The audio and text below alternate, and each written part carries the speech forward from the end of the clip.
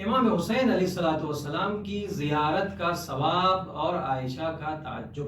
بسم اللہ الرحمن الرحیم۔ امام صادق علیہ الصلوۃ والسلام سے کامل الزیارات میں ایک روایت نقل کی گئی ہے کہ آپ فرماتے ہیں ایک دن امام حسین علیہ الصلوۃ والسلام پیغمبر اکرم صلی اللہ علیہ وآلہ وسلم کی گود میں تھے۔ پیغمبر آپ کو کھلا رہے تھے اور محبت کر رہے تھے۔ عائشہ نے کہا یا رسول اللہ، آپ اس بچے سے کتنی محبت اور لگاؤ رکھتے ہیں؟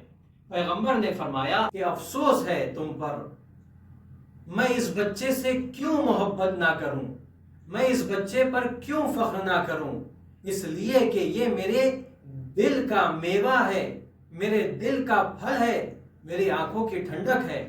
اس کے بعد فرماتے ہیں آگاہ ہو جاؤ، اس لیے میری امت قتل کر دے گی، اور جو شخص بھی اس کی شہادت کے بعد اس کی زیارت کرے گا تو اسے میرے حجوں میں سے ایک حج کا ثواب ملے گا۔ عائشہ کہتی ہے آپ کے حجوں میں سے ایک حج کا ثواب؟ پیغمبر فرماتے ہیں ہاں، 2 حج کا ثواب۔